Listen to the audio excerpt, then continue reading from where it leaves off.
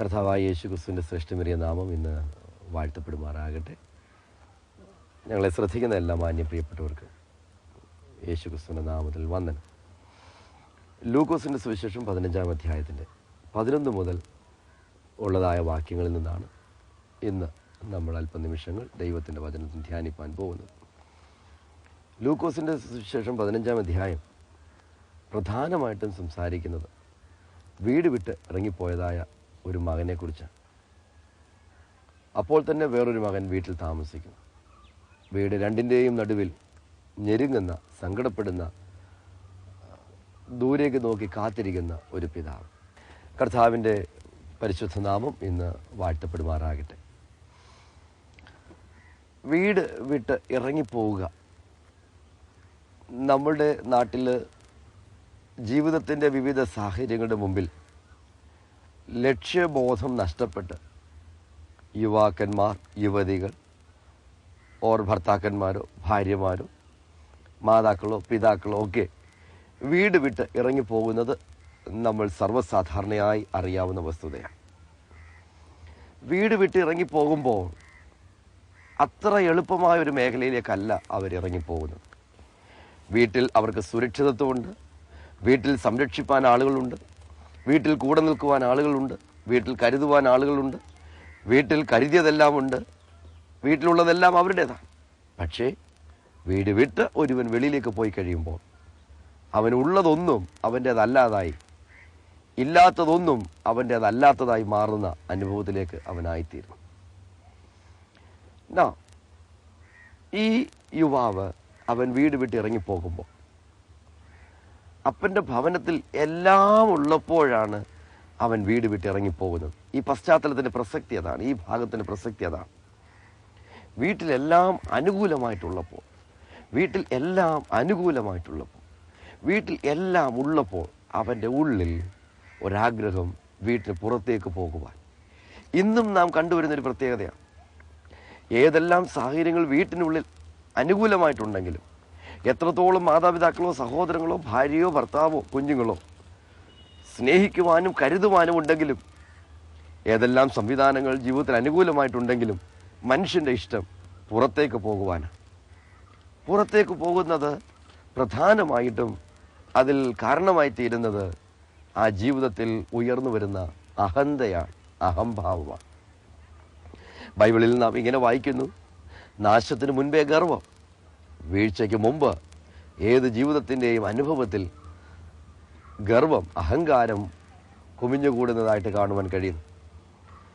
ശ്രദ്ധിക്കൂ, ഒരുവനിൽ ഗർവം അകത്ത് കയറുന്നത് ഓർ അകത്തായിക്കഴിഞ്ഞാൽ പുറമെ ആരംഭ ദിനങ്ങളിൽ അത് ദർശിപ്പാൻ, മനസ്സിലാക്കുവാൻ നമുക്ക് കഴിയത്തില്ല എങ്കിലും സമയത്തിൻ്റെ നീക്കത്തിൽ അവ പുറത്തു വരും. പുറത്തു വരുന്നതിന് മുമ്പ് അവയെ നിയന്ത്രിക്കുവാൻ കഴിയുന്നില്ല എങ്കിൽ അതൊരു വലിയ പതനത്തിലേക്കായിരിക്കും കൊണ്ടെത്തിക്കുന്നത്. ജീവിതത്തിൽ എല്ലാ നല്ല അനുഭവങ്ങൾ ഉണ്ടായിരുന്നിട്ടും അകത്ത് സൂക്ഷിച്ച അഹംഭാവം, അഹങ്കാരം ഒരു മാന്യനായ യുവാവിനെ ഒന്നുമല്ലാത്ത ഒരു ലോകത്തിലേക്ക് കൊണ്ടെത്തിച്ചു.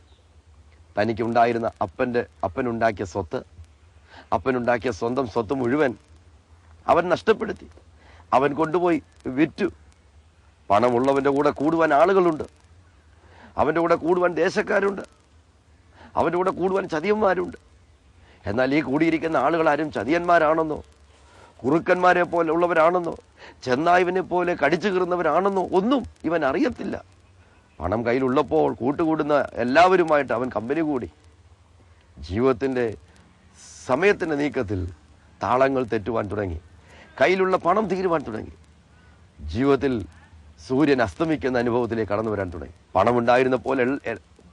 പണമുണ്ടായിരുന്നപ്പോൾ എല്ലാം വെളിച്ച്, പക്ഷെ പണം തീരാൻ തുടങ്ങിയപ്പോൾ എല്ലാം ഇരുളുന്നതായിട്ട് തോന്നി. പണമുണ്ടായിരുന്നപ്പോൾ ഉണ്ടായിരുന്ന കൂട്ടുകാർ ഇന്ന് പതിവ് സന്ദർശിക്കാനില്ലാത്ത ഒരു അന്തരീക്ഷത്തിലേക്ക് വന്നു. പതിവ് കൂടെ ഉണ്ടായിരുന്നതായ ആ പുതിയ ദേശത്ത് കണ്ടതായ നാട്ടുകാർ ഇന്ന് അവനെ ഒറ്റപ്പെടുന്നതായിട്ട് തോന്നി. അവനെ ഒറ്റപ്പെടുത്തുന്നതായിട്ട് അവന് മനസ്സിലായി. സമൂഹത്തിൽ സമയത്തിൻ്റെ നീക്കത്തിൽ അവൻ ഒറ്റയായി. പണമുണ്ടായിരുന്നപ്പോൾ വേഗത്തിൽ ഒരു പട്ടണത്തിലേക്ക് ചെന്നു അവൻ അവിടുത്തെ പ്രമുഖനായി മാറിയെങ്കിൽ, പണം തീർന്നു കഴിഞ്ഞപ്പോൾ അവൻ അവിടുത്തെ ഒന്നുമല്ലാത്ത ഒരു ചരക്കായി മാറി. ഇന്നും പ്രായോഗിക ജീവിതത്തിൽ അതൊരു യാഥാർത്ഥ്യം തന്നെയാണ്. ഒരുവന്റെ പക്കൽ പണമുണ്ടെങ്കിൽ അവൻ്റെ കൂടെ നിൽക്കുവാൻ ആളുണ്ടാകും.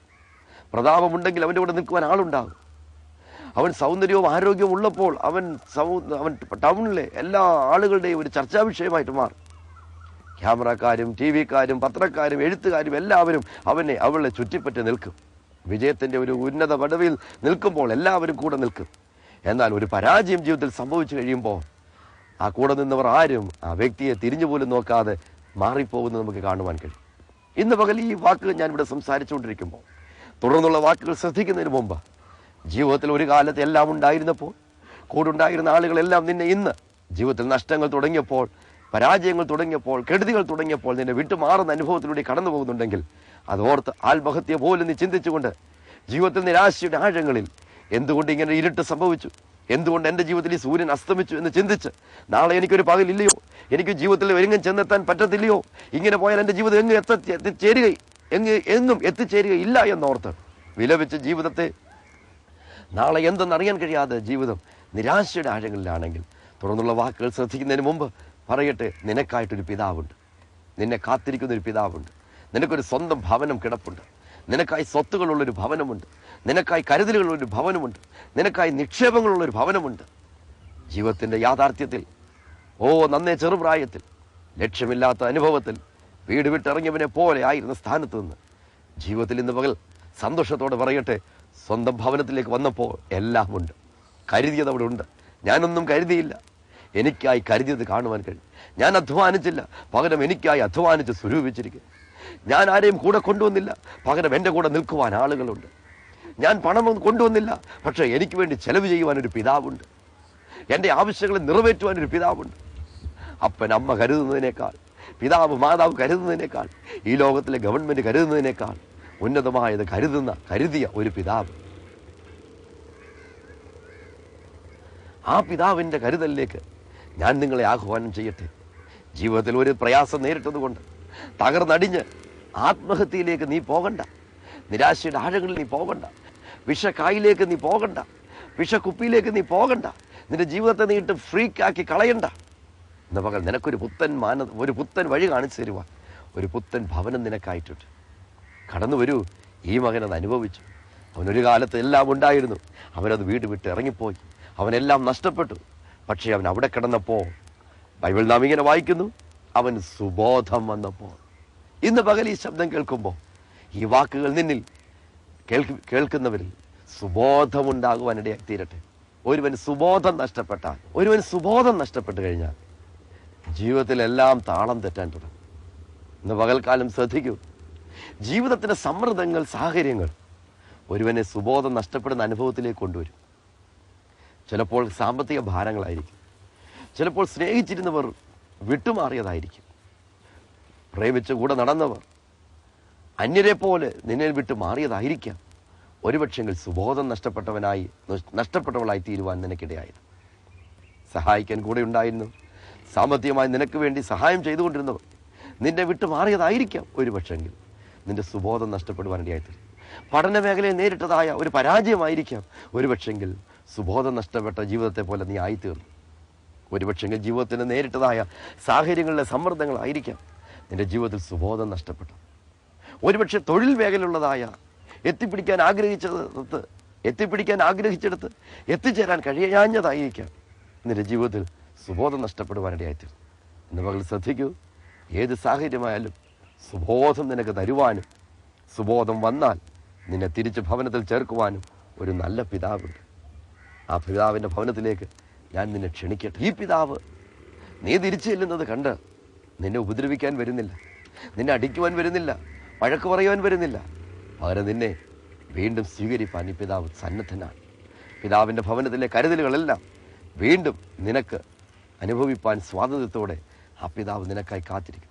ബൈബിൾ പറയുന്നു, അവന് സുബോധം വന്നിട്ട്. ഇന്ന് പകൽ സുബോധം വരുവാൻ നമ്മൾ അനുവദിച്ചു കൊടുത്താൽ ഒരു നന്മയ്ക്ക് വഴിയുണ്ട്. ഒരു ഉയർച്ചയുടെ വാതിൽ അപ്പുറത്ത് കിടപ്പുണ്ട്. പക്ഷെ അത്യാവശ്യം സുബോധമാണ്. ബോധം നഷ്ടപ്പെട്ടു. എങ്ങനെ ബോധം നഷ്ടപ്പെട്ടു? ഭവനത്തിലായിരുന്നവൻ, സമ്പത്ത് അനുഭവിച്ചവൻ, നന്മ അനുഭവിച്ചവൻ, കൃപ അനുഭവിച്ചവൻ, കരുതൽ അനുഭവിച്ചവൻ, സ്നേഹം അനുഭവിച്ചവൻ, എല്ലാ നന്മകളും അനുഭവിച്ചവൻ